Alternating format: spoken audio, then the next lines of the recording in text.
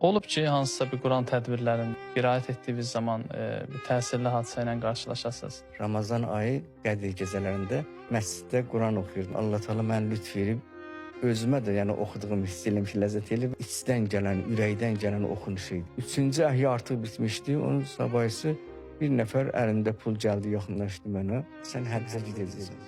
Çox gözəl Quran oxuyurdun bu əhyalarda. Ona görə biz qərar gəldik ki, səni bir dənə hədiyyə eləyək. Qari o gözəlliklə ki, Quran oxuyur, hər kəsin qəlbini oxşuyur. Həmin gözəlliklə də gərək oxuduqlarına riayət eləsin, əməl eləsin. Quranın munisi olmaq, Quranla yaşamaq çox böyük bir məsələdir. Hər addımımıza nəzarət eləyən var, bunu bilsək. Böyük bir ustada dedilər, sən necə oldun, gəldin bu məqama çatdın? Dedi, heç nə, mən Quranda bir ayəni yaşadım, gəldim bu mərtəbəyə çatdım. Quran müsabiqələrinə qatılmaq təbii ki, özü də bir Qurana xidmətdir. Harda olursunuz, olun, Allah sizi görür, Allah sizə nəzarət edir. Quran oxuyanlar yığışıblar Kərbəlaya, Quranı şəhid elədilər ayə ayə. Hudən bil muttəqin, bu Quran-ı Kərim təqvalıları, Allahdan qorxanları hidayət edəndir. Kim Allahdan qorxarsa, Quranla hidayət edəcək təbii ki.